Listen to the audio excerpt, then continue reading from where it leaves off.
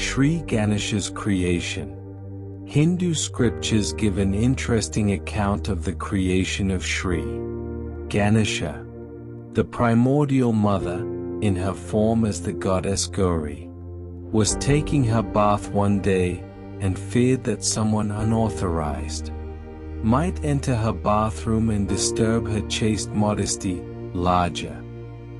So to protect her, she created a child which she formed from the dust, mala, of her body. This dust was of course redolent with vibrations of chastity, since she was still at that point a virgin, Kanya. She was waiting to see her lord, Sadashiva, for the first time since their wedding ceremony, and preparing to meet him, she was taking her bath. When he arrived at her abode, she was still in her bath, and he was very surprised to find a child sitting at the back door of his wife's bathroom. When the child told Sadashiva that he was the son of Gauri, Sadashiva became infuriated. Sadashiva knew Gauri was a virgin, and thinking this child was trying to malign his wife's holy name, he took out his sword in fury and beheaded the child on the spot. When Gauri discovered her child had been killed by her husband, she explained to Sadashiva how she had created her son, and pleaded with her husband to bring her child back to life again. He went into the forest and, finding a baby elephant, cut off its head and transplanted it onto the body of the child. With this, Shri Ganesha was revived and continues to this day as the eternal child deity with a baby elephant's head. The symbol of the elephant's head is highly significant and is examined in detail in the chapter on the Mooladhara Chakra. After creating him, Gauri made him king of the Mooladhara Chakra, which lies below her abode. He reigns there, guarding the respectful protocol of her chastity. On the Adi Mooladhara Chakra, the primordial centers, Adi Chakras, were not all created at the same moment in time. Between the creation of each of them there is a gap of millions of years, and after the installation of each presiding deity, there is a cosmic pause, Vilamba. Following Shri Ganesha's appointment on the Adi Mooladhara Chakra, the primordial mother ascended with him in a vertical line to reach the top of the primordial coil. At this point she created the primordial brain of the Virata by transforming the ellipse into a triangular-shaped brain. By her first ascent, she created the Adi Ida Nadi, representing, when expressed, the desiring aspect of God. This is her Mahakali power.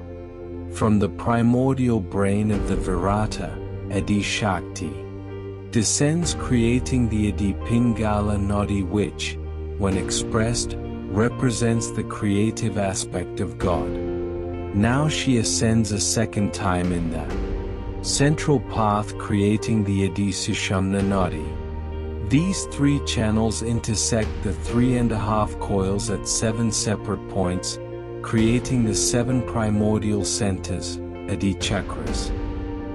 These chakras are described in greater detail in the chapters on each of them, but the relationships between the Adi Chakras, their equivalent form in human beings, and their physical correspondences in humans are as follows: in subtle form, in the primordial being; in gross form, in the spinal cord of humans; in the human physical body.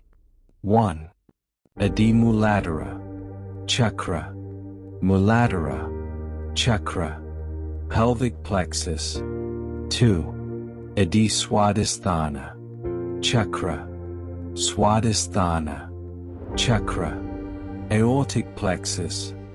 3. Adi Nabi Chakra, Nabi Chakra, solar plexus. 4. Adi Anahata Chakra, Anahata Chakra, cardiac plexus.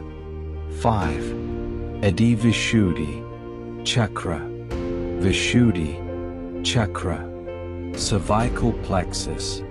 6.